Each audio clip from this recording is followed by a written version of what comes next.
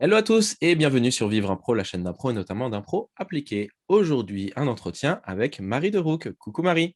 Hello. Marie va nous parler de ses activités professionnelles et notamment de l'utilisation de l'impro appliquée dans son univers professionnel. Mais avant ça, Marie, je vais t'inviter à te présenter plutôt artistiquement. Comment OK. es-tu arrivée dans le monde de l'improvisation théâtrale? Et bien, je suis arrivée en impro en 2014, si je dis pas de bêtises, grâce à un ami qui était improvisateur lui-même, Rémi Vertin.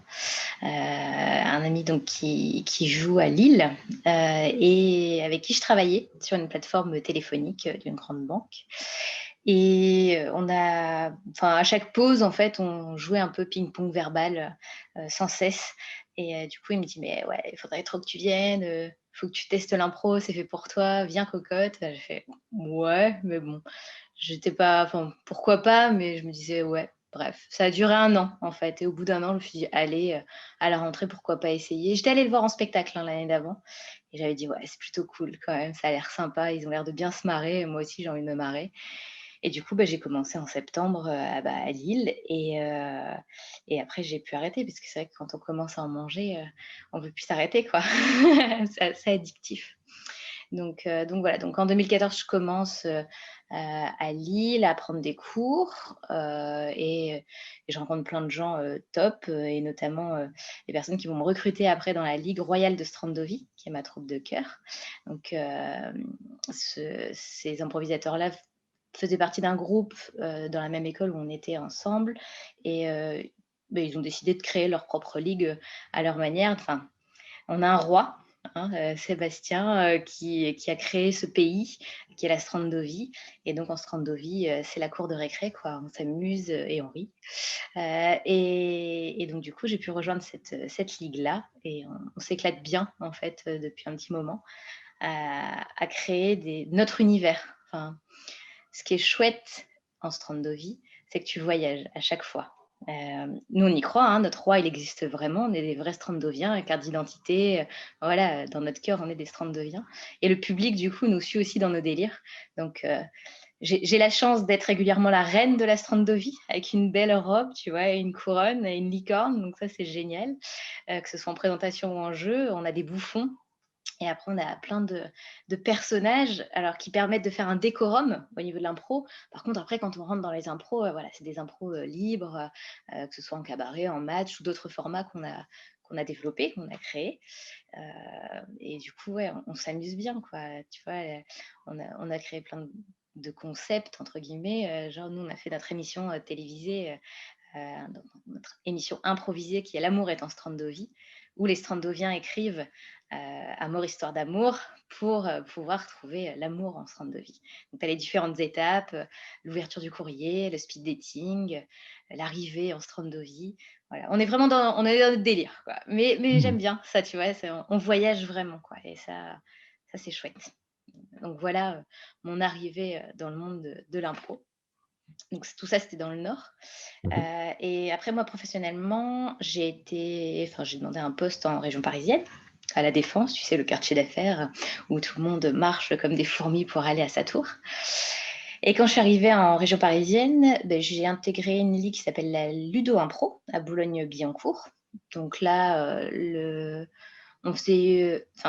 groupe que j'intégrais faisait uniquement du match. Donc c'était une belle expérience. Moi, le match, maintenant, avec le recul, c'est pas ce que je préfère, mais c'était bien de justement le tester et puis de le faire à notre manière, quoi. On a essayé de le faire à notre manière, et ça, c'était cool. Hem, Bah, le fait d'arriver en région parisienne, en fait, ça m'a ouvert aussi pas mal les yeux sur tout ce qui était possible de faire en impro. Heu, Chose que j'avais pas du tout dans le Nord, en fait. Dans le Nord, on était dans une école où, on allait voir les spectacles de l'école, tout gravitait autour des mêmes improvisateurs. D'ailleurs, j'avais l'impression qu'il y avait que ça comme impro, tu sais, à Lille. Et en fait, quand je suis arrivée à Paris, il y a je sais pas combien de ligues qui se rencontrent, que ce soit pour des matchs, des cabarets ou pour d'autres formats, et ça, c'est chouette, quoi. Il y a plein de stages, donc du coup, c'est pareil, c'est là où j'ai commencé à faire des stages, alors pas que forcément qu'à Paris, hein, aussi, en Bretagne, donc à Guarec, je pense que les improvisateurs reconnaîtront, ce nom, mythique, ce lieu mythique. Et du coup, ça, c'est chouette aussi, en fait, d'ouvrir sa vision. Enfin, vraiment, ça m'a fait 360, quoi, en mode, je voyais que l'impro, c'était ça, et tout d'un coup, ah ouais! En fait, il y a plein de monde qui font de l'impro et de manière complètement différente. Il y a des gens, ils font que du corporel, il y a des gens, ils font pas du tout de match. Comment c'est possible? Enfin, c'est tu sais, là, tu prends la vraie vie. Tu fais: «Ah OK» et du coup, c'est chouette parce que tu dis, bah, peut-être les catégories où j'étais un peu moins à l'aise, où ça me plaisait pas parce que j'avais pas forcément, cette répartie ou cette fibre à vouloir faire rire à tout prix, tu vois? Pour moi, c'était un peu ça, l'impro et ben, on peut aller explorer d'autres univers. Donc ça m'a fait un bien fou, de connaître, plein de gens différents et d'avoir la possibilité de faire plein de choses différentes. Et donc j'ai fait une année à la Ludo et l'année d'après, donc je suis restée à la Ludo, mais j'ai eu la chance d'intégrer, le cours des E, avec, Nabla Levist, du coup. C'était très, très cool. Là où on apprend à faire de l'impro H2S, Happy Healthy Sexy. Et là, c'est pareil, je buvais les paroles en mode: «Mais c'est ça l'impro que j'aime, quoi». C'est exactement ça, c'est jouer et c'est faire ressentir des choses, c'est pas se prendre la tête, en fait, et ce que tu fais, c'est cool, en fait. Il y a pas de bonne ou mauvaise impro. Tu vois ce que je veux dire? Alors Édouard Baird pourrait nous refaire un un petit monologue sur, la bonne ou la mauvaise impro. Mais enfin, moi, ça m'a fait vraiment du bien, en mode, bah, créer l'impro que tu et avec les gens aussi, avec qui tu aimes jouer. Ça, c'était important, quoi. De dire, tu pas obligé de jouer avec tout le monde. Ça te plaît pas, tu peux aussi dire non, et faire, voilà, créer ton truc à toi, quoi. Donc je pense que tout ça, en fait, le fait, bah, d'avoir évolué en impro, ça a mûri dans ma tête pour que derrière, professionnellement parlant, il y a un moment où je me suis dit: «Bah, tu as peut-être des clés pour faire quelque chose, heu, de l'impro pour ton milieu professionnel, quoi». Mmh. OK. Quand tu as commencé à Lille, c'était dans quelle, structure, quelle ligue, quel, asso? Alors ça s'appelle, Impro Academy, mais ça n'a rien à voir avec celle de Paris. Tout le monde me dit: «Ah oui, je connais à Paris», mais rien à voir. OK, ça marche. Sache que j'étais à la Lila. Ah, donc à Marc, si je dis pas de bêtises? Non, c'était Non? le cours, c'était près de, Montebello, l'arrêt Monte. D'accord, OK. Mais tu vois, enfin moi je l'ai connu après, Mmh en mh. fait. Quand je suis arrivée à Paris, j'ai dit bah, il me dit: «Ah ouais, tu fais partie de la Ligue de Marc?» Bah non, j'en avais entendu parler, après on m'a parlé de la Lila, enfin et du coup, j'ai découvert plein d'autres ligues, j'ai fait: «OK, bon, bah, on n'est pas les seuls». Mmh. Et pour tous ceux qui viennent de la Lila et qui écouteraient, cette vidéo, qui dirent: «Mais je l'ai jamais vu à la Lila», j'y suis resté que 3 mois. Ah ouais, passage éclair. Bref, passage où je me suis dit: «Non mais investis tes études et tant pis, fais une pause d'impro», mais voilà. Donc sinon ils vont dire: «Mais c'est un de ces menteurs, j'ai C'est jamais vu». ça, mytho. 3 mois, c'est tout, c'est surtout. Hem, OK, bien et du coup là tu parlais justement de, l'utilisation de l'impro dans ton univers professionnel. Mmh. Comment ça a débuté? Est-ce que c'est venu de ton initiative? Est-ce que c'est une opportunité? Ouais. Comment c'est arrivé? Alors moi, en fait, j'ai commencé à travailler en banque à mes 18 ans. Et donc je suis rentrée, avec le bac, sans grand bagage quoi, donc je commençais à faire un BTS banque en alternance. Donc j'étais en agence, hein, je donnais des petits billets à la caisse et j'ai eu la chance de pouvoir, faire différents métiers, d'évoluer, assez rapidement en fait par rapport au contexte. Donc j'ai été conseiller de clientèle, en région parisienne tout d'abord et après, bah, il y a un moment où j'ai dû remonter, dans le nord en fait pour des raisons personnelles et on m'a proposé d'être au centre d'appel. Bon, moi, j'ai dit: «Pas de souci», ma volonté, c'était d'aller dans le nord, donc pas de souci. Donc j'y suis allée, je me suis éclatée. J'ai fait ma crise d'adolescence, tardive, tu vois? Parce que j'avais, je crois, 25 ans, si je dis pas de bêtises. Je gagnais, ma vie, je pouvais sortir avec les copains et tout, c'était trop bien et en plus, le job était assez facile parce que tout ce que j'avais appris en agence, en fait, je l'avais au téléphone avec les clients. Donc bah, ça allait tout seul, quoi. Donc j'ai bien profité, quelques mois et puis après j'ai été voir mon chef en disant: «Bah, il faudrait que j'évolue, donc je voulais passer un diplôme en cours du soir». Mon chef m'a dit: «Bah non, en fait, on va te faire passer, le cursus cadre, en fait, qui est une formation diplômante sur 18 mois, et du coup, comme ça, après, tu pourras devenir manager et tout». Je fais: «Ah bon?» enfin, tu sais, moi, je suis en train de faire la fête, j'avais 25 ans, je fais: «C'est pas possible, tu vois? Ils vont pas me le donner maintenant». Donc je passe les entretiens sans conviction, tu vois? Je fais: «OK, je vais le faire et tout». Je passe les entretiens, puis il me dit: «C'est bon, vous êtes inscrit». «Ah bon?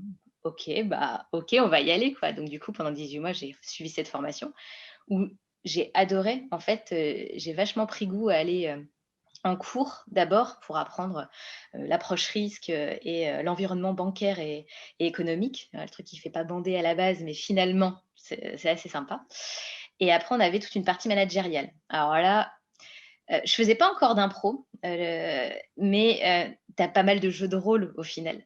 On te filme pour montrer comment, tu fais ton brief, tu dois organiser une petite réunion d'équipe ou alors faire la plus grande tour, tu sais, avec, des post-it, des gobelets, enfin voilà, donc c'est des jeux un petit peu et ça j'ai adoré. Moi, je voulais faire ça toute ma vie, rester en formation toute ma vie comme ça, quoi, c'était trop bien. Donc les formateurs d'ailleurs me disaient: «En fait, un de ces jours, tu devrais nous rejoindre parce que ça te plaît vraiment, quoi, tu es motivé et tout». Je fais: «Bah carrément». Donc j'ai passé ça et après j'ai eu d'autres postes. Donc j'ai eu un poste de responsable marketing local sur l'île et ensuite j'ai pris un poste à la communication nationale. Donc c'est pour ça que je suis arrivée à la Défense. J'ai fait ce job-là pendant un an et demi, on va dire, ouais. On va dire au bout d'un an.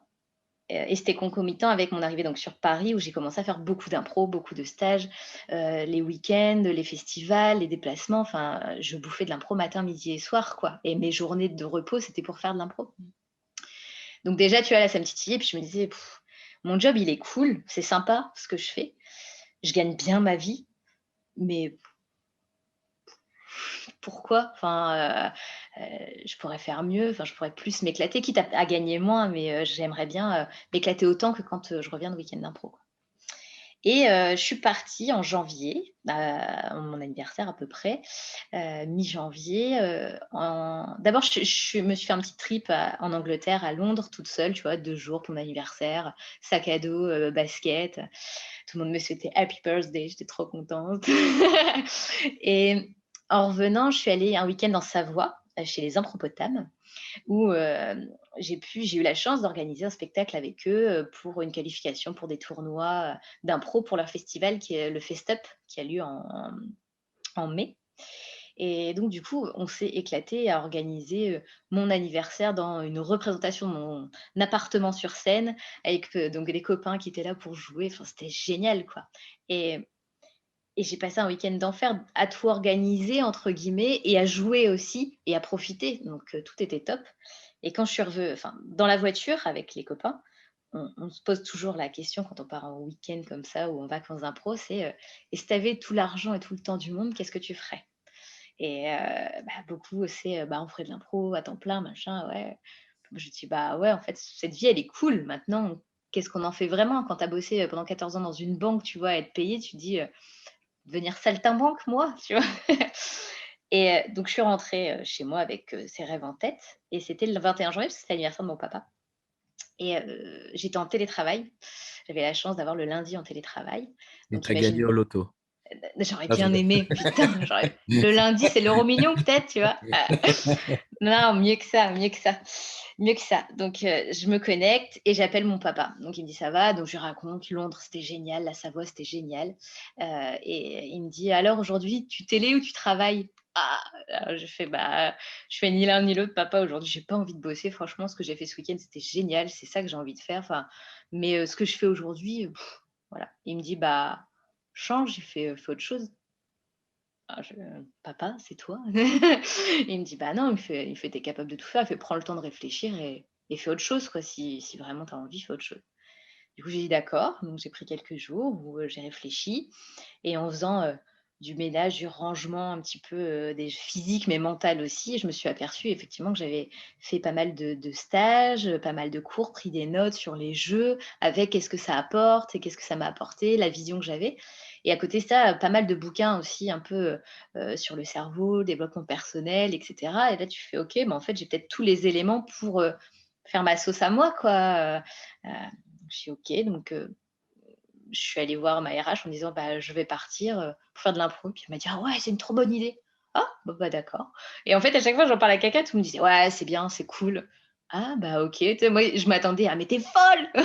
Tu vas pas abandonner un CDI dans une grande banque!» Enfin non, en fait, on me disait: «Vas-y». Donc j'ai dit: «Bon bah, c'est tout, c'est que j'ai fait mon temps, il faut que je passe à autre chose, quoi». Et donc du coup, à partir de là, ben, j'ai regardé les démarches avec mon entreprise pour pouvoir, la quitter.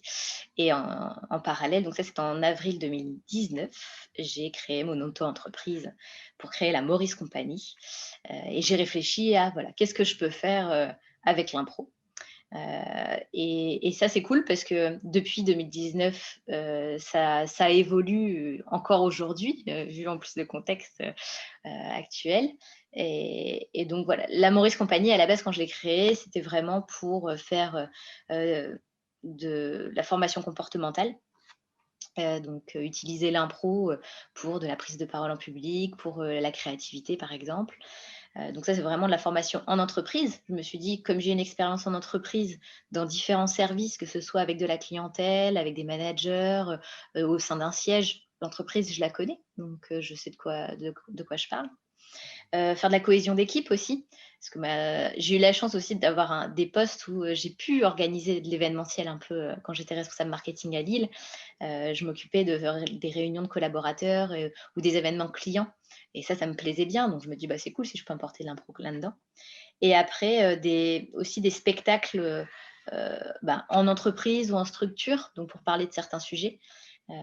J'en avais parlé avec, Romain Abasque, que j'avais connu à Guarec, du coup, qui est de Impro Infini en Bretagne. Et après, j'ai eu la chance de travailler avec lui et d'expérimenter. Quand je l'ai fait, j'ai fait: «Ah ouais, mais c'est trop ça, enfin, c'est trop génial de pouvoir toi, tu joues, dans un spectacle, tu t'éclates, tu fais passer un message et derrière les gens te posent des questions, c'est interactif, ils apprennent quelque chose, tu fais avancer un sujet, quoi». Donc voilà, quand j'ai créé la Maurice Compagnie, je me suis dit: «Voilà, il y a ces 3 choses principales et on verra après, comment pouvoir le développer, qu'est-ce qui fonctionne ou pas et réajuster, quoi. On va improviser, quoi. Voilà ce que je me suis dit. Mmh. OK, merci. La Maurice Compagnie, alors du coup, c'est une vraie compagnie ou c'est juste un nom d'entité? Non, C'est c'est un nom d'entité, hein, enfin, c'est parce que je suis seule. Enfin, je suis seule. Je suis pas vraiment seule parce qu'au final, quand je bosse, je suis rarement seule. Hem, En fait, enfin, c'est rigolo. C'est donc avant qu'on commence cette interview, je me suis quand même repenchée un peu sur ce que j'avais fait et j'ai écouté aussi d'autres, podcasts de toi, haha. Et quand j'écoutais donc Clémence notamment qui disait, «C'est des gens qui ont commencé à me faire bosser, c'est par le réseau», bah, c'est complètement ça. Et donc du coup, quand je pense à la Maurice Compagnie, je me dis: «En fait, les gens m'aident à construire, la compagnie et 6 mois après, je pourrais aider, des personnes top», tu vois? Si j'arrive moi aussi à dire: «Bah, voilà, j'ai un plan, j'ai besoin de quelqu'un, viens jouer ou viens travailler avec moi», ben, ce sera top, quoi. Donc non, en soi, c'est juste une auto-entreprise, c'est moi, et par contre, peut-être qu'un jour, hein, ça en deviendra une, mais on n'en est pas là. On n'en est pas là. mmh Est-ce que c'est depuis que tu as créé cette compagnie qu'on t'appelle aussi Maurice ou Marie-Maurice ou Maurice de Non, Roux? on m'appelait Maurice bien avant que je fasse de l'impro. Ça date de mes sorties lilloises quand je suis revenue là, quand j'étais au centre d'appel, je me suis fait une bonne bande de potes et dont un qui ne savait pas appeler les gens par leur prénom. Il donnait forcément un surnom. Et bah, moi, j'ai hérité de Maurice comme Maurice le poisson rouge, tu sais, j'ai pas compris la blague. Donc voilà, donc du coup, c'est resté et quand j'ai commencé l'impro, je me suis présentée en tant que Maurice et c'est passé, en fait. Donc il y a pendant très longtemps, il y a des gens qui m'ont dit: «Mais tu t'appelles pas Maurice, en fait, il paraît?» Bah non. Donc voilà, donc du coup, là, en ce moment, c'est un peu en train de changer. C'est du Marie-Maurice, du Momo quand même pour les anciens, tu vois? Les vrais m'appellent Momo, quoi. Mmh. OK et sur, enfin, c'est un peu à part, hein, pour appliquer tout ça, mais ça m'intéresse. Est-ce que du coup, tu as eu des questions sur, ton genre ou ton identité? Bien Enfin, sûr. du fait que ouais? OK. Bah, ouais. Bah, Mmh oui, c'est drôle parce que, bah, bon, là, j'ai les cheveux courts depuis 1 an, donc ça va. Mais quand même, bah, je les avais pas si courts. Il y a eu une période où j'avais des carrés plongeants et comme les gens m'appelaient Momo, on m'a posé la question: «Mais tu es lesbienne? Pourquoi?» Ou alors, «Mais qu'est-ce qui s'est passé? Tu as changé de sexe?» Alors après, j'avais, une histoire, donc mes parents, s'ils entendent ce podcast vont rire, mais je pense que je leur ai déjà dit. En fait, je disais que je venais du Nord, donc en plus j'étais à Paris, je venais du Nord. Mes parents étaient un peu simplés et ils voulaient à tout prix un garçon, donc ils voulaient m'appeler Maurice. Quand je suis sortie, j'étais une fille, donc ils m'ont appelée Maurice quand même. Voilà. Et ça se passe, hein. Quand tu as de la conviction et quand tu y crois, ça passe, hein. Puis en plus, comme tout le monde t'appelle Maurice, pareil, ça c'était drôle quand j'étais à Lille et qu'on me draguait, tu vois, dans un bar, on me disait comment tu t'appelles, je disais Maurice. Ouais, c'est ça, je suis Momo, tu vois. Et derrière, tu as un pote qui rentre, il fait salut Momo. Bah salut, tu vois, c'était trop drôle. Donc oui, oui, il y a eu des questions. La Maurice Compagnie, du coup, elle est où? Elle est à Lille? Elle est à Paris? Ah, elle est partout, la Maurice Elle est partout. Compagnie. Non, je pense que je devrais avoir un abonnement illimité sur l'autoroute A1 entre Lille et Paris. Parce que sans le chercher forcément, je fais des allers-retours en fait. J'ai habité ouais, en région parisienne quand j'ai commencé à travailler. Après, je suis revenue dans le Nord, puis je suis revenue à Paris, puis je suis revenue dans le Nord. Et là, en ce moment, je suis plutôt à revenir à Paris, tu vois. Mmh. Donc, entre Lille et Paris, mon cœur balance. Mais ouais, ça n'a pas grande importance parce que tu vois, là, en ce moment, comme je vis plutôt en région parisienne, je remonte très régulièrement. C'est qu'il y a 2 heures de bagnole ou 1 heure de train. Donc, même sur la journée, ça se fait dès que je dois travailler là-bas. Et puis, du coup, là, le fait que de pouvoir revenir aussi sur Paris même, normalement d'ici quelques mois, ça va me permettre aussi d'avoir plus d'opportunités et justement de pouvoir bouger aussi dans toute la France plus facilement. Tu vas plus choper des trains ou des avions faciles sur Paris que sur l'île, quoi. Donc, voilà, elle est un peu partout, la Maurice Compagnie. Juste avant, tu as parlé de ton père, où tu lui annonçais que, t tu lui disais que tu en avais marre et c'est lui qui te dit: «Change». Tu as été surprise. Qu'est-ce qui fait que pourquoi tu as été surprise? En fait, mon papa a toujours été dans à faire enfin, sa vie, c'est s'occuper de sa famille. Tu vois? La sécurité avant tout, qu'on ait à manger, qu'on soit logé, qu'on soit bien habillé, qu'on puisse faire des études. Enfin, voilà, c'est ouais, la sécurité avant tout.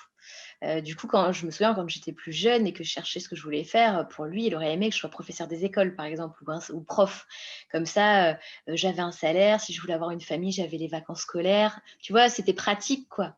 Donc après, quand je suis rentrée en banque, je pense que ça lui plaisait aussi parce que, pareil, tu es en CDI, tu as des 13e mois, tu as une sécurité en fait, et après tu peux faire ce que tu veux en dehors.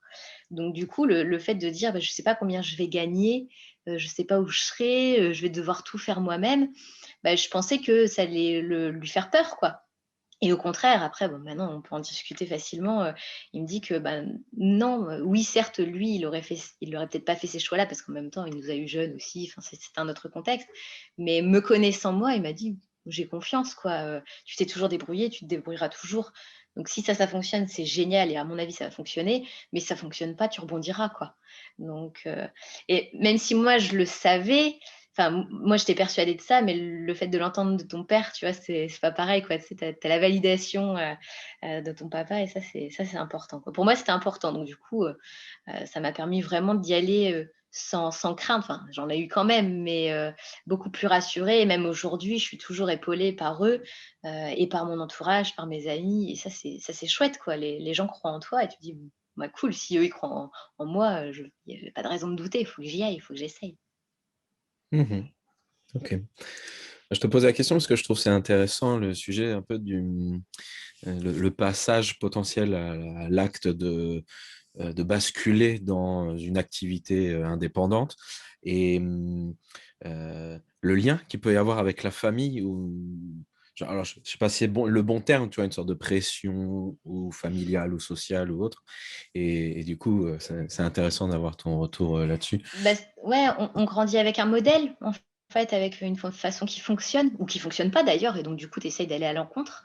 Et moi, je sais que voilà, on n'a jamais manqué de rien et en ayant maintenant des conversations d'adultes avec mes parents, je sais que c'était ça leur but de vie, quoi, c'est qu'on soit bien.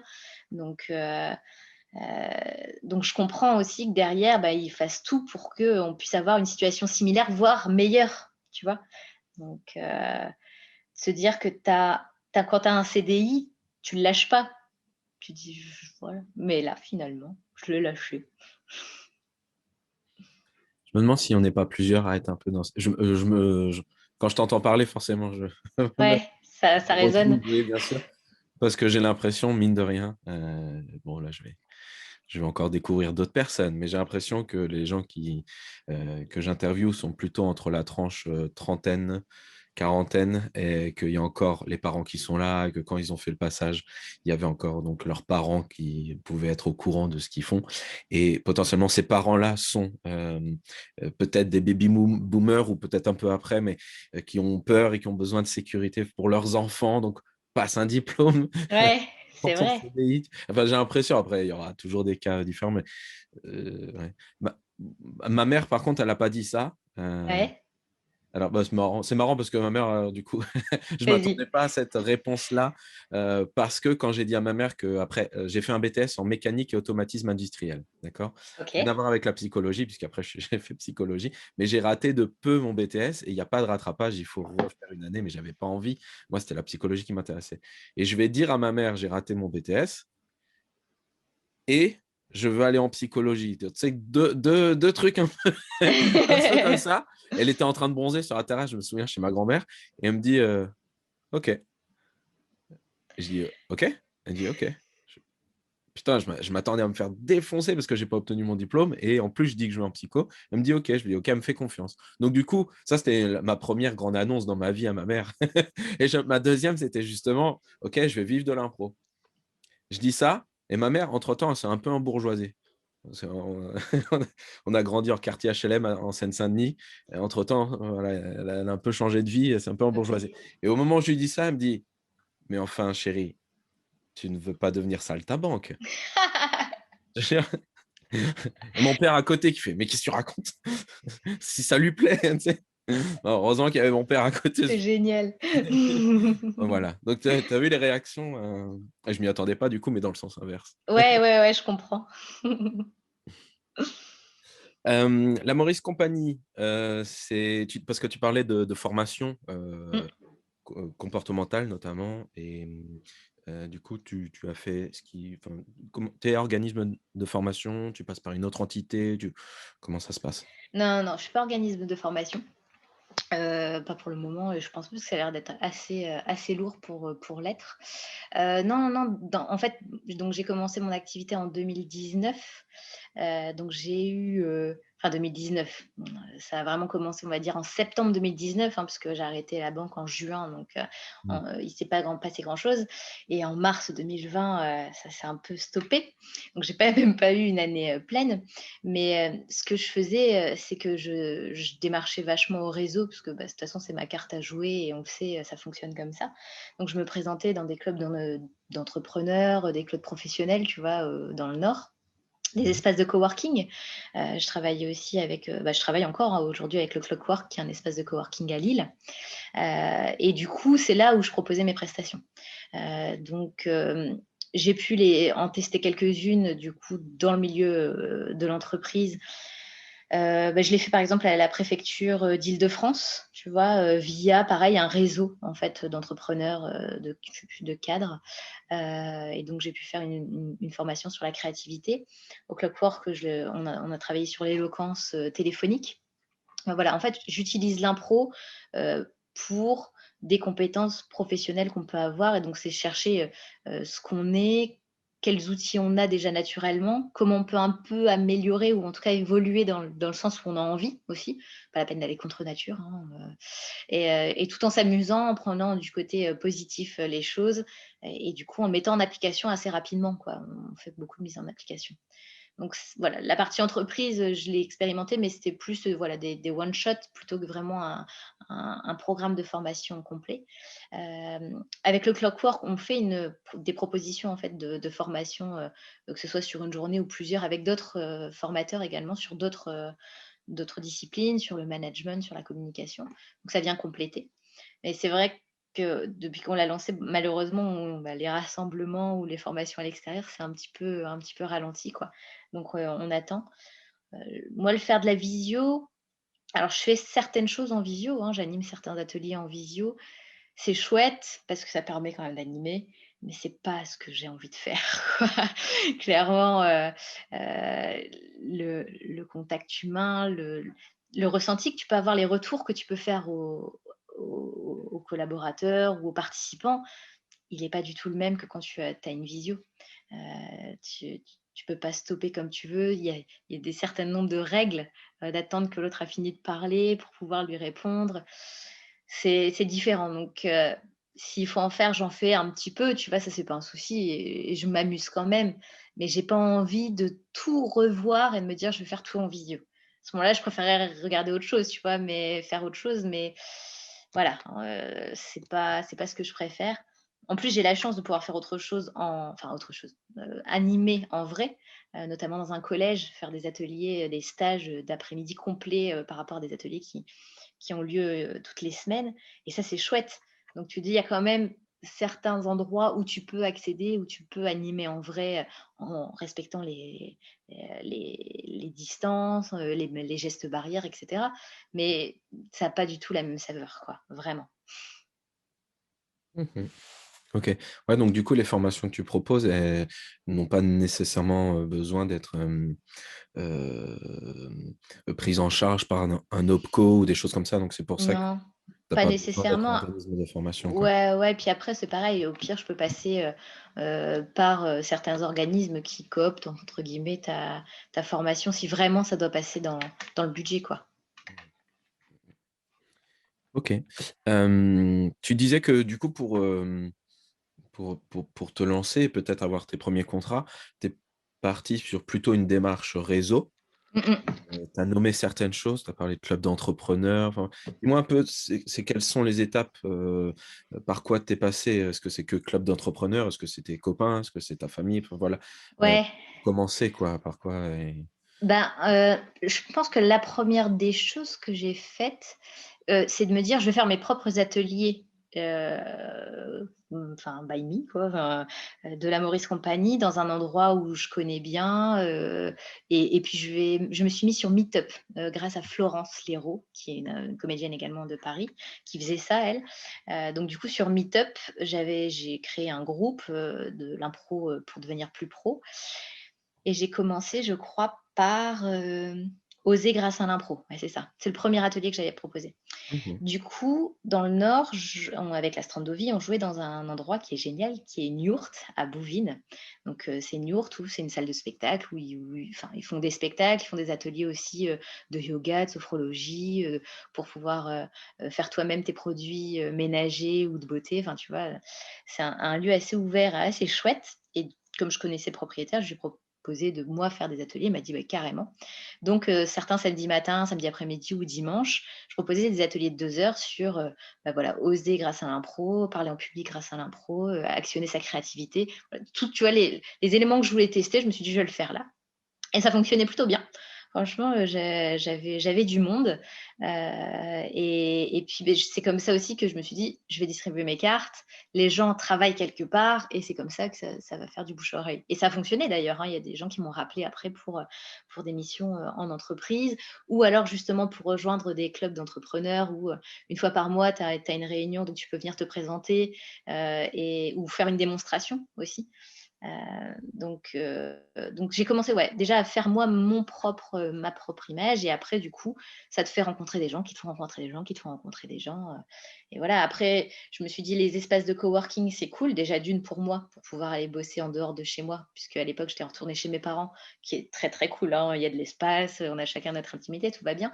Mais bon, c'est cool aussi d'aller au boulot. Quand tu as eu l'habitude toujours, d'aller quelque part pour bosser, c'est bien de s'y rendre. Et comme on n'habitait pas on n'habite pas juste à côté de Lille, hein, tu as 25 minutes, quand même de bagnole. Bah, c'est cool de dire: «Bah, le matin, je vais en espace de coworking et l'après-midi, j'ai des rendez-vous» et tu rencontres, des personnes, quoi. Donc ouais, l'espace de coworking, ça permet aussi d'élargir, de montrer ce que tu fais, qui tu es et puis aussi tu as un lieu pour dire: «Ben, demain, si on veut faire des formations, ils ont l'espace pour accueillir» et eux, ça les intéresse aussi, donc c'est du donnant-donnant. Mmh. Donc voilà, après assez naturellement, tu connais quelqu'un qui connaît quelqu'un et ça grandit, quoi. Et puis c'est chouette parce que quand tu arrives là, tu dis que tu es comédien ou comédienne, les gens ils disent: «Ah ouais, c'est génial», tu vois? Tu es pas comptable, tu lances pas un nouveau produit, tu es comédien, quoi, donc c'est cool. D'ailleurs au début, je disais j'étais, je sais plus si je disais formatrice comédienne ou comédienne formatrice, tu sais? Je mettais quand même l'aspect formation avec, pour le rendre crédible, justement pour pas être la saltimbanque, tu vois? Et en fait, assez rapidement, j'ai dit: «Non, je suis comédienne». Enfin, oui, je fais de la formation grâce à l'impro, mais ce qui m'anime, en fait, c'est le théâtre d'impro, c'est le jeu, en fait. Donc heu, donc c'est ça que je suis avant tout et c'est rigolo parce qu'il y a eu vraiment un passage mes cartes de visite, les premières que j'ai imprimées, qui sont toujours là d'ailleurs, il y a écrit, comédienne formatrice, tu vois? Mmh. Demain, si je dois en refaire, je mets juste comédienne. Mmh. Pourquoi tu retires formatrice? Ben, pour moi, je me sens plus comédienne que formatrice parce que ça pour moi, comédienne, ça te permet de faire tellement de choses. Enfin, c'est ouvert à alors ça fait aussi partie comment dire? En fait, le fait d'être comédienne, c'est aussi gérer mon auto-entreprise. Donc c'est faire mes factures, c'est faire du réseau, c'est faire de la com, alors que de la formation, pour moi, c'est, tu t'écris des programmes de formation, tu les animes, tu vois? Tu as le suivi de ça, que je vais faire aussi, mais je sais pas pourquoi, ça me semble plus logique de tout mettre dans la comédie. C'est donc voilà, je trouve que c'est et du coup, comédienne, en plus, ça me je leur enfin, souvent quand j'explique mon métier, hein, je dis, «C'est cool parce que je fais plein de trucs». J'ai fait des shootings, j'ai fait des castings, j'ai fait en fait, tu c'est ouvert à plein de choses et tu peux bosser aussi en entreprise, et tu peux bosser dans le milieu scolaire. Voilà, moi, c'est ma définition en tout cas, d'être comédienne et je vois pas pourquoi enfin, plutôt que de me légitimer à me dire: «Je suis formatrice, c'est quelque chose de sérieux les gars». Bah, non, en fait, pour moi, c'est déjà sérieux et si tu crois pas, c'est pas grave, mais en tout cas, moi, j'y crois et je vais te démontrer que j'ai raison, quoi, tu vois? Mmh. Donc c'était plus pour me rassurer que je m'étais formatrice et c'est pour m'assumer que je l'ai enlevé. Mmh. OK, intéressant. Je pense que c'est pas évident de définir son titre, si on peut dire ça. Ouais, Moi-même, j'en ai choisi un, je suis pas forcément, satisfait pour le moment. Je veux dire peut-être je changerai, mais je pense que c'est intéressant, parce que chacun va avoir une dénomination potentiellement différente. ouais. Mais c'est comme en entreprise aussi, hein, tu as un nom de métier, tu as un intitulé de poste avec une fiche de poste. Moi, j'ai jamais fait si justement, je faisais ce qui était dans ma fiche de poste, mais je faisais 1000 et une choses de plus, tu Mmh. vois?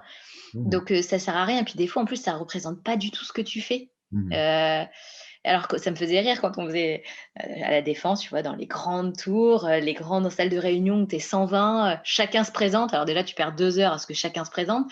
Dis Mmh. son intitulé de poste, tu fais: «Hein? Pas compris». Déjà, des fois, il y a du français, de l'anglais, des fois, c'est mélangé. OK et il fait quoi au final? Ah, il fait les photocopies. Ah ouais, tout ça pour ça, d'accord, bon. Tu vois, ça m'a souvent fait rire, en fait, quand tu disais ton intitulé de poste. Des fois, ils me disaient: «Waouh, tu as un poste qui pèse?» «Bah, pas vraiment, tu sais, ça va». Donc la réflexion à l'inverse, tu disais de dire: «Tu le subis pas, c'est toi qui le choisis» et te dire: «Bah, qu'est-ce que tu mets dedans?» et OK, tu es OK avec ça? Bah, très bien, avance, quoi. Mmh. Les clubs entrepreneurs, tu disais par exemple c'était, 1 fois par mois, c'est des trucs où on se voit en journée, en soirée? C'est quoi le, Tu as plein de formats différents. Tu as des clubs un peu officiels où tu dois payer un ticket d'entrée, où, tu as une réunion une fois par semaine, le matin avant de bosser.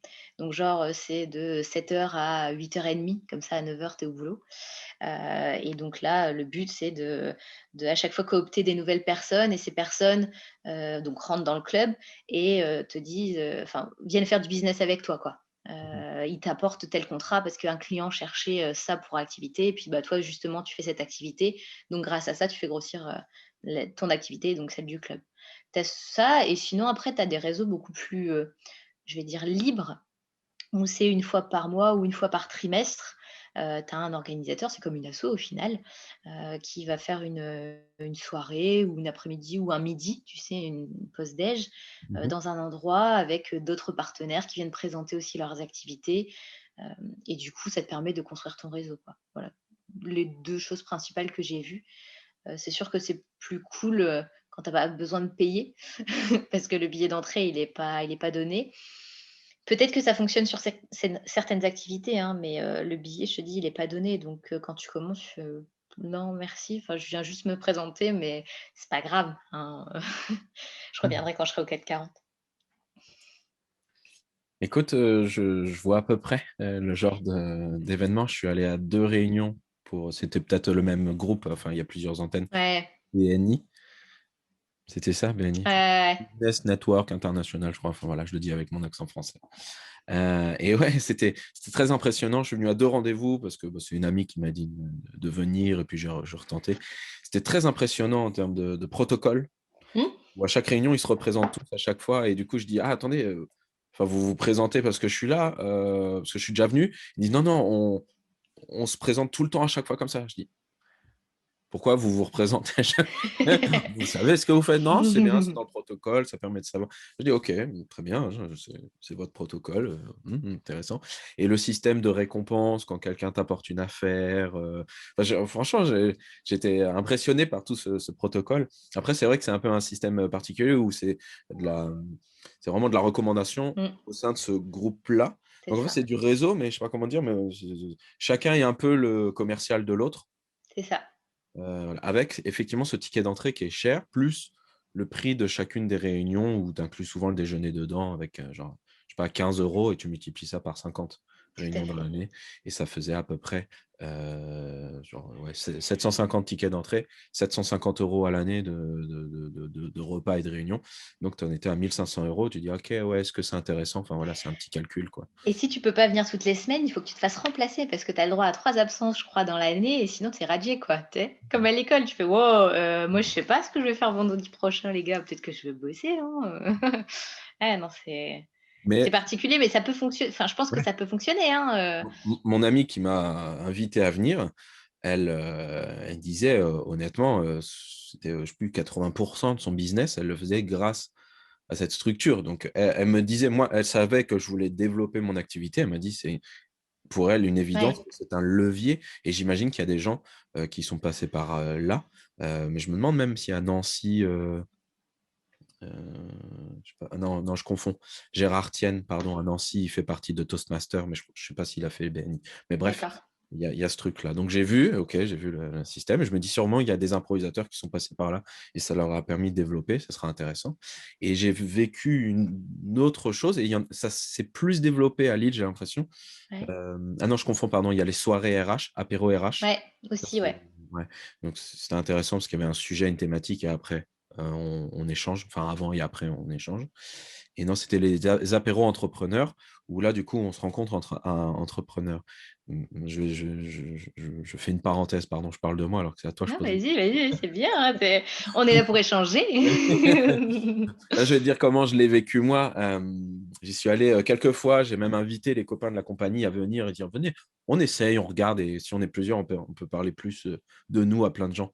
Bien sûr. Hem, Au fur et à mesure, j'avais l'impression que c'était une bonne partie de gens qui revenaient chaque fois et qui se créaient du coup enfin, c'était des connaissances quoi, qui se revoyaient donc du coup, ils refaisaient un peu les mêmes groupes, donc fallait un peu être, aller plutôt vers eux en général, même s'il y en Ouais, avait qui étaient plutôt, avenants, qui venaient aussi vers toi, et que dans ce mix de gens, il y avait des gens qui étaient très, je sais pas comment dire, enfin, on voyait qu'ils étaient là pour vendre leur truc, quoi. ouais. C'était démonstratif, c'était enfin, il y a quelqu'un qui m'a interpellé et je sais pas, il arrive devant moi et il fait: «Ah mais vous avez vu ce que j'ai fait sur France 3?» Je dis: «Vous êtes qui?» Je sais pas ce que quoi? Je «Ah, un truc génial, tiens, je te laisse ma carte» et je fais: «OK. Oh, technique intéressante, OK». Bon voilà, bref, et à côté des gens très timides et qui arrivent pour la première fois, qui et pour moi et peut-être parce que je l'ai mal utilisé, de ces réunions-là, n'en est sorti aucun plan, Ouais. aucun plan. Par contre, c'était agréable de travailler mon pitch, de rencontrer quand même des gens et hem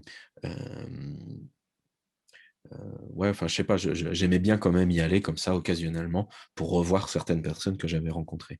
Donc pour ça, c'était cool. Par contre, en termes de plan, voilà. Alors je sais pas, toi, tu me disais, il y a eu quand même des retombées du fait que tu participes Ouais. à des Après, c'est vrai que dans ce type de réseau, les gens attendent un peu que tu viennes faire des démonstrations gratuites, tu sais? Et derrière, bah, ça paye pas en fait. Tu et moi je pour le coup, c'est pareil, c'était Laurent, un copain à Paris qui faisait ça depuis très longtemps, qui m'avait dit: «On te demande une prestation gratuite, tu dis non, en fait». mmh, Enfin, faut minimum facturer un parce que si demain il te rappelle, comme tu avais 0 en facturation, comment derrière tu veux justifier ton vrai prix?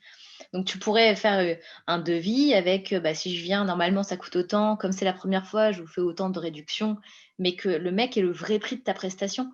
Parce que sinon, en fait, bah, tu vas y aller pour rien, parce que le jour où tu vas lui annoncer que c'est pas 0 €, bah, il va te dire non. Et et donc ça, pour le coup, je l'ai assez rapidement, je disais non, pour ça, quoi. C'était OK, en soirée, il y a une démonstration, tu prends quand même un petit billet parce que tu es venu, tu as pris de ton temps, ton énergie, tu montres ce que tu sais faire, ton savoir-faire, les gens repartent avec quelque chose, donc c'est normal que tu te fasses rémunérer. C'est ça ta came, quoi, parce que sinon, ouais, tu bosses tout le temps gratos, quoi. Pareil, quand, j'ai commencé à bosser, enfin, à mon compte, je suis allée voir quand même mes collègues, de ma banque pour, proposer, des services et ben, comme tu fais partie de la boîte, bah, tu fais plus vraiment partie, mais tu fais vraiment partie, quoi, donc tu vas nous faire des prix, quoi, puis limite tu ouais, tu pour rien. Bah non, en fait, les gars, je suis plus payée. Il faut quand même que je gagne ma vie. Demain, tu vas chercher ta baguette, tu vas pas dire: «Ouais, les gars, non, faites-la moi gratos cette baguette, on se connaît bien, madame la boulangère». Ça se fait pas, enfin. Donc oui, c'est important de c'est pas évident au début, hein, de fixer ses prix et de les assumer, mais et quand tu as envie de bosser, limite, tu as envie de dire: «Bah, vas-y, je viens, puis on verra après». Non, non, non, c'est important de de mettre un prix sur ce qu'on fait et de l'assumer aussi. Comme ton «poste» entre guillemets, bah, tu as un prix et ça le vaut et si tu l'as défini comme ça, il y a des gens qui paieront, il y a pas de souci. Mmh. Tout à l'heure, quand tu parlais de la Strandovie, Ouais? la Ligue royale de Strandovie, Allez, faut bien merci. la nommer, voilà. Tu parlais que mine de rien, il y a un réel univers autour, Ouais. que vous le vivez, voilà, c'est votre univers. Est-ce que tu as le sentiment que d'une manière ou d'une autre, cet, univers, cette philosophie, elle impacte aussi toi, ta pratique ou ouais, la manière dont tu peux animer ou ce que tu peux proposer? Ah ouais, carrément. Carrément parce que, hem, je me dis que aujourd'hui, ce que je fais professionnellement, c'est moi. Enfin, ma matière première, c'est moi. C'est mon univers, c'est mes références, c'est ma façon de jouer en impro, mais de jouer aussi dans la vie, de voir la vie, c'est mon expérience. Donc du coup, ouais, en Strandovi, c'est ça, c'est on se crée notre univers à partir de nous et on fait rentrer les gens dedans. Bah, dans la Maurice Compagnie, c'est pareil, quoi. C'est, j'ai créé, mon entreprise, mes formations, mes ateliers, mon langage, ma communication, mais grâce à moi, quoi. Enfin et je veux pas ressembler à quelqu'un, je veux pas faire comme les autres, non, je construis petit à petit, ce qui me ressemble. Je construis le métier, que j'ai envie de faire et comme il est possible de le faire, mais ouais, je pense que ça m'a permis, d'avoir cette liberté un peu de se dire: «Voilà, c'est ton espace de jeu, quoi» et même si c'est une entreprise, c'est ton espace quand même où tu peux t'éclater, où tu peux, faire ressortir ce que tu as en toi, quoi, donc c'est cool, carrément et du coup, ce qui est cool aussi, c'est que quand, je suis dans le nord, parce que bon, dans Paris, la Ligue royale de Strandovie n'est pas encore, n'a pas un rayonnement international, mais quand je suis dans le nord, les gens viennent nous voir en spectacle, donc ils nous connaissent. Surtout que moi, j'aimais bien, être à la présentation. Donc nous, la présentation en Strandovie, c'est pas juste tu montes sur scène, tu présentes le spectacle, c'est d'abord tu accueilles le public, un à un, hein, entre chaque personne, tu les installes, tu les mets en condition, tu les fais voyager pour qu'après, quand les comédiens viennent et que là, tu présentes et tu mets en place le spectacle, les gens sont déjà là depuis une demi heure avec toi, quoi. Et après le spectacle, tu restes avec eux et avec les autres comédiens, mais c'est un ensemble. C'est pas juste un one shot, ils s'assoient, ils voient, ils repartent, quoi. Donc, il y a un vrai accompagnement au final, que ce soit en centre de vie, bah, comme dans la Maurice Compagnie. OK. Hem, J'aimerais parler un petit peu de ta communication, Ouais. parce que, peut-être, je fais un peu un mélange, d'activités, je sais pas. J'ai, un exemple, j'ai vu que tu avais fait, des vignettes, type BD.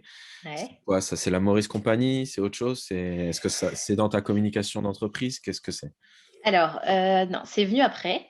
Alors Biztrip, en fait, c'est, la BD effectivement de Biz, le duo féminin, qu'on forme Santine, et moi. Donc Santine, une amie de Strandovi également, Mmh. donc une comédienne et en fait, donc on a fait de l'impro ensemble et à un moment, on a réfléchi à faire un duo, On a pris un sketch, on s'est dit: «Allez, pourquoi pas, on va le tenter en scène ouverte», ça a fonctionné. Du coup, on s'est dit: «OK, cette relation-là, de la boss avec son assistante, elle est intéressante, on va l'étirer, on va voir pour écrire des sketchs, et un spectacle». Donc ça, c'était, fin 2019 aussi, enfin, c'était concomitant, tu vois, finalement. Mmh. Donc je me suis dit: «Bah, cool», et donc on a fait des scènes ouvertes, ça fonctionne, très bien. Donc on a dit: «On va commencer à écrire le spectacle», et après, bah, on n'a plus pu faire de spectacle.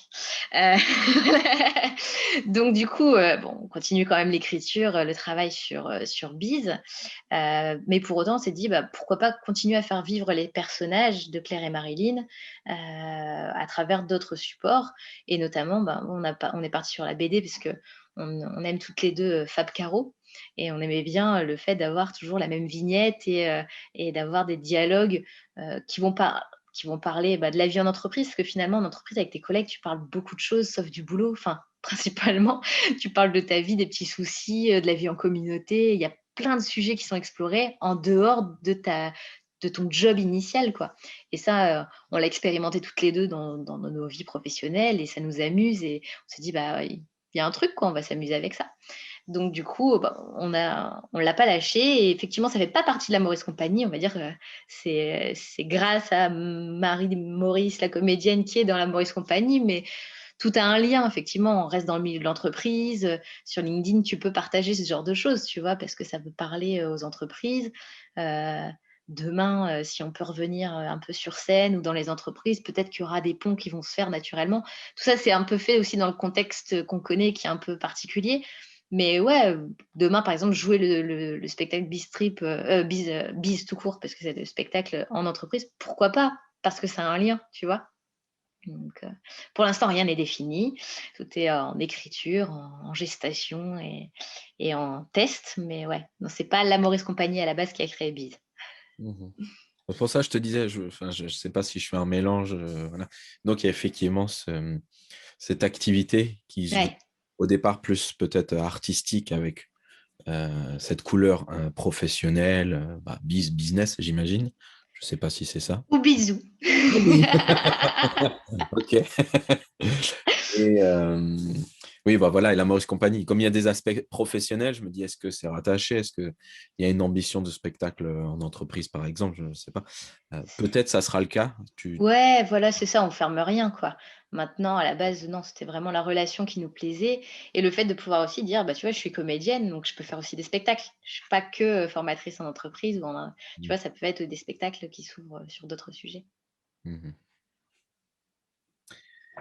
Et du coup, pour, Maurice Compagnie, tu disais que tu étais parti sur une démarche, réseau au départ, en tout cas pour essayer de développer. Est-ce qu'à côté, il y a, une approche, ou des choses que tu fais pour communiquer sur l'existence même de tes activités? Bah, en ce moment, pas trop, parce que, parce que ce que je voudrais faire en vrai, je peux pas le faire, donc Mmh. je vais attendre un petit peu, donc non, c'est vrai que souvent, c'est une question que je me pose, hein, comment je peux communiquer sur quoi, j'ai envie, c'est un vrai boulot, hein, en fait, de communiquer sur ton activité. J'ai pas envie de faire n'importe quoi. Voilà, dernièrement, je me suis un peu motivée à mettre des choses un peu positives, tu vois, sur la Maurice Compagnie, des petits trucs qui donnent le sourire parce que c'est ce que j'aime faire et c'est ce que j'ai envie de partager. Que bon, même avec des moyens limités, on peut faire quelques trucs. Donc c'est ce que j'ai fait, sur le dernier mois, et peut-être que ça évoluera, dans les prochains mois, je sais pas. Je suis Ouais, je suis vraiment plus en période de réflexion. Qu'est-ce qu'on fait aujourd'hui? Qu'est-ce qu'on peut faire? Et du coup, si, j'ai envie de le faire et si ça me botte, ben, on y va. Mais j'ai pas envie, en fait, il y a vraiment un truc qui me trotte dans la tête depuis plusieurs semaines, voire plusieurs mois, c'est que j'ai pas envie de me dire: «Quand est-ce que le monde d'avant revient?» Ou tu vois, d'être dans l'attente de, «Tout va rouvrir, tout va revenir». Pour moi, c'est pas ça la réalité. La réalité, c'est qu'aujourd'hui, on a des contraintes. On peut faire certaines choses, on ne peut plus faire certaines choses, on ne peut pas faire, enfin, on ne sait pas. Mais, il faut juste vivre dans l'instant présent. Donc qu'est-ce que je peux faire aujourd'hui? Aujourd'hui, j'ai la chance de pouvoir animer des ateliers dans le milieu scolaire. Bah, c'est chouette, en fait, et si je peux développer ça parce que c'est possible, bah, je vais m'y atteler. Pareil, après c'est une question de localisation, hein. Là, en ce moment, je te dis, je vais être plus à revenir sur Paris, donc bah, refaire, le réseau ici. mais continuer à entretenir ce que j'avais développé dans le Nord et dans quelles conditions c'est possible.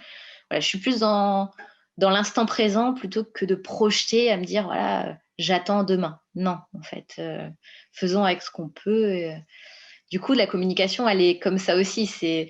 Tu prévois plus aujourd'hui, c'est assez rigolo quand même parce que pour nous, les improvisateurs, ça devrait être tout bénef. Normalement, on doit improviser chaque jour, tu vois? On sait pas tous les jours, c'est une nouvelle chose, on a des nouvelles contraintes ou des nouvelles opportunités et on fait avec, en fait.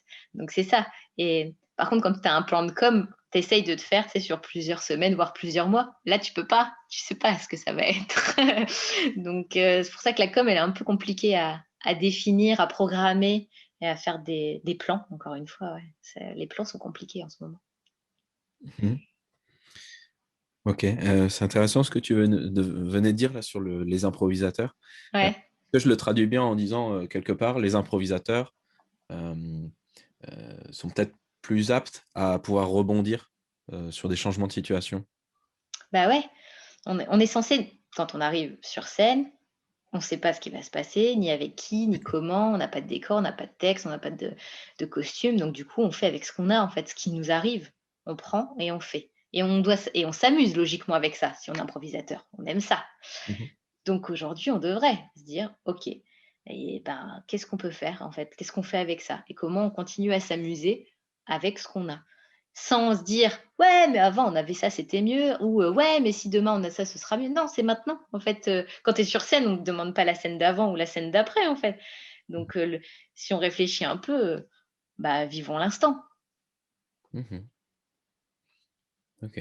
Je, je te pose la question parce que moi, ça m'intrigue toujours. Ouais. Des fois, les réflexions des gens. Par exemple, je veux dire, le mois dernier, j'ai animé un atelier, rien à voir avec l'impro, c'est mes ateliers avec un organisme auquel je suis associé. Je fais des ateliers pour des demandeurs d'emploi et c'est surtout technique de recherche d'emploi. J'essaye de diminuer parce que c'est pas ce que je veux faire principalement, mais ça permet d'avoir une sécurité, on va dire. Et les ateliers ont totalement changé. Il y a une nouvelle version. Je fais mon premier atelier et puis en fait, je sais pas, je me rends compte qu'il y a un couac. J'ai pas travaillé le bon atelier.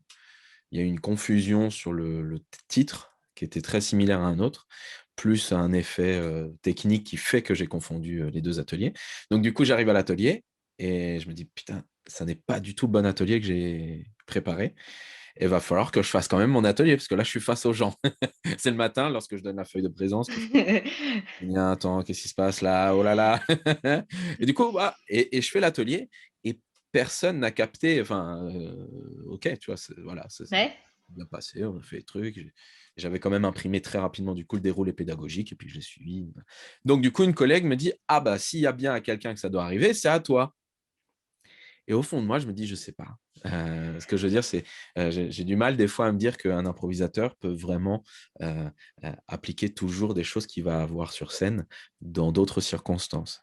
Et je te donne un dernier élément, retiens ce que tu veux dire. Mmh. Heu, mais ça, c'est peut-être, en lien avec d'autres choses, mais quand je travaillais avec les enfants, qui avaient des troubles autistiques, on utilisait une approche comportementale. Et dans cette approche comportementale, au début, on développe certains comportements dans un développement assez structuré qui va être, on se met au bureau, euh, on apprend des nouvelles compétences au milieu d'autres compétences que l'on connaît, c'est ultra important. Et puis surtout, on est dans une démarche sans échec, donc apprentissage sans échec. Et à un moment, ce qu'ils ont appris là, dans ce contexte, c'est-à-dire peut-être dans leur chambre, au bureau, il faut qu'on le généralise. Il faut, avant de dire que cet enfant sait vraiment dénominer la couleur bleue, vraiment il l'a acquis, il faut qu'on aille ailleurs, qu'on se balade et qu'on dise: «Ah, où est-ce que tu vois du bleu?» Là, si l'enfant il te montre le ciel ou il te montre un anorak ou quelque chose comme ça, tu peux commencer à dire: «OK, l'enfant il a généralisé dans d'autres contextes. Il y Mmh. a, pas juste OK, c'est pas juste dans ce contexte-là, il y a une généralisation et donc il applique ses compétences dans un autre contexte sans qu'on ait eu besoin de lui apprendre dans cet autre contexte». Voilà, pardon, c'est pour ça que je me dis des fois, ça s'applique peut-être à nous aussi. Vas-y. Ouais. Beh, en fait, je suis d'accord avec toi dans le sens où c'est pas parce que tu es un improvisateur que tu peux improviser tout le temps. Mais justement dans des situations un peu difficiles, parce que c'est difficile ce qu'on vit en ce moment, bah, rappelons-nous qu'on a cette chance en fait, de savoir jouer avec ça, de le maîtriser ce truc-là, de se dire, bah, même pas peur quoi.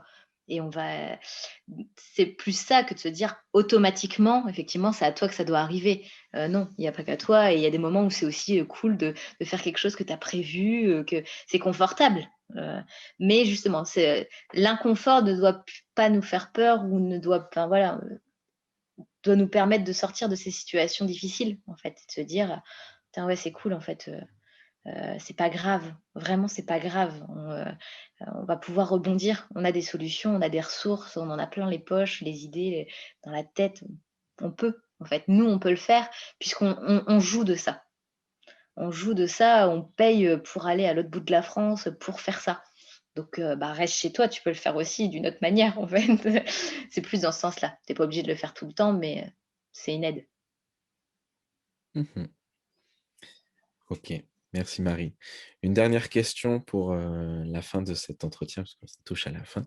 D'accord. Hem, heu, qu'est-ce que tu pourrais, donner comme conseil à une personne qui souhaite, justement investir le champ de l'impro appliqué et dire à son papa, «J'en ai marre de mon métier». Non mais voilà, est-ce qu'il y a un conseil que tu pourrais donner, à quelqu'un qui aimerait justement, se lancer? Un conseil, bah, j'ai envie de lui dire: «Si tu y crois, vas-y», en fait. Si toi, tu es persuadé, que tu peux faire quelque chose avec ça, c'est qu'il y a une idée. S'il y a une idée, développe-la, tire-la et fais-toi confiance, en fait. C'est une grosse part de confiance en soi. Heu, c'est plus ça. Il y a de la place pour tout le monde. Il y a 1000 et une façons de faire de l'impro appliquée, comme, de l'impro artistique. Donc lâche rien et vas-y. Mmh. Cool. Pour, toutes les personnes qui ont suivi cet entretien, je n'ai peut-être pas posé toutes les questions que vous auriez bien aimé que je pose à Marie, donc n'hésitez pas à le mettre en commentaire et puis, bah, à côté de ça, Marie, je te remercie pour, le temps que tu as pris pour répondre à mes questions. Merci à toi Julien, c'était très agréable, très bon moment. Ah bah, chouette alors, pour moi aussi. Cool. Et donc merci à tous ceux qui nous suivent sur Vivre Impro. Je vous dis à la prochaine pour un prochain entretien ou autre, pour ceux qui veulent voir d'autres choses, vous savez qu'il y a aussi le groupe Vivre Impro. Donc si vous voulez voir un petit peu plus que les entretiens, bah, n'hésitez pas à demander à aller dans le groupe Vivre Impro ou, le canal Telegram Vivre Impro tout simplement. Merci beaucoup à toi Marie et merci à tous. Ciao, ciao, ciao. Salut.